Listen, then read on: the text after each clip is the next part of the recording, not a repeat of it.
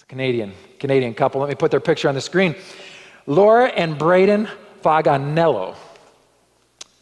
Laura, of course, and Braden had a dream come true, 9 months of marriage. Back in 2017, well, they were married in 2016. Through the early parts of 2017, when tragedy struck, April 2017, Laura, you see her picture up there, suffered a traumatic brain injury when a pole fell and hit her squarely on the head. She was setting up for some event. They were starting a photography business, a wedding photography business, and they were setting up, and a pole hit her on the head. She says all she can remember was the sound that it made when it hit her head. Everything else was fuzzy for weeks. Not just the weeks that came next, but prior to that event, April of 2017, it cleaned her memory out. As you would say, rather crudely, it knocked her memory out. So my next clear memory was waking up and thinking while I was waking up, I'm 17. She's 23 years old when the event happened. She wakes up several weeks later thinking she's 17 years old, and she looks over to see Braden standing in her room, and she screams, "Who are you?" She said, I was troubled by the fact that he was there, and then by the fact that he was so nonchalantly there. In other words, her reaction of "who are you" was met with this casualness as if he was undisturbed. I didn't know who he was. A rush of panic took over my body. I couldn't say anything besides, "Who are you? Who are you? Who are you?" He said, "Good morning," which confused me even more. My head was pounding. I had to stumble to the bathroom to throw up.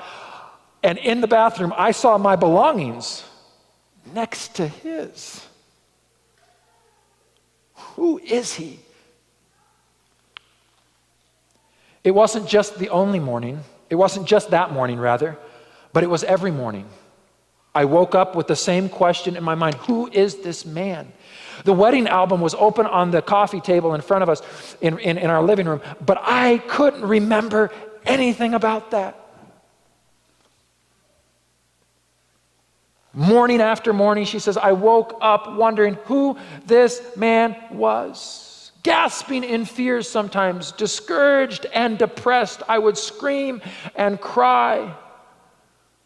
I couldn't remember. Why is he here, and who am I? Laura had to learn to read and write again.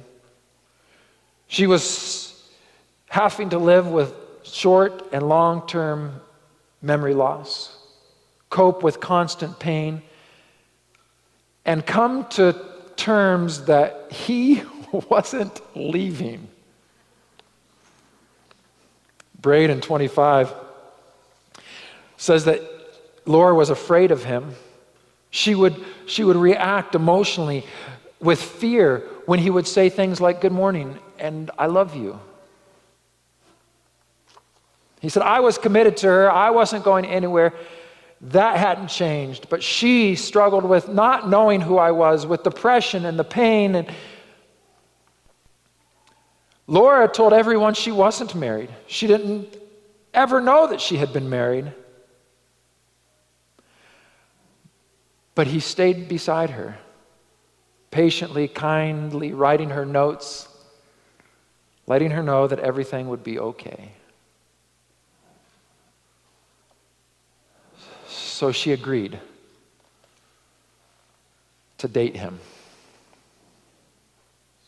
Their first date was out to play mini golf. Then he invited her to dinner, and then long walks and drives and just hanging out. She said, I would ask him the most random questions over and over and over, trying to remember what happened. And over, he would tell me the same stories that he told me yesterday. And one day she realized, he's kind of cute. I've got a crush on him. She started missing the times that they weren't together and bragging to her family how amazing he was.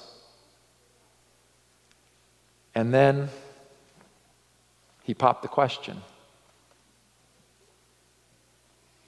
And she agreed 2 years after her accident to say yes to the man who had always been there. This last July, Laura and Braden were married again on their 4th anniversary.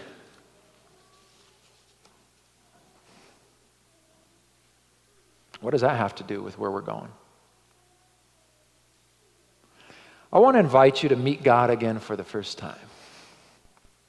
You haven't gotten hit by a pole, but Satan has done everything possible to hit you over the head and to knock out of your memory anything about the goodness of God. Meanwhile, God, standing in the waiting, is doing everything possible to demonstrate he's not going anywhere.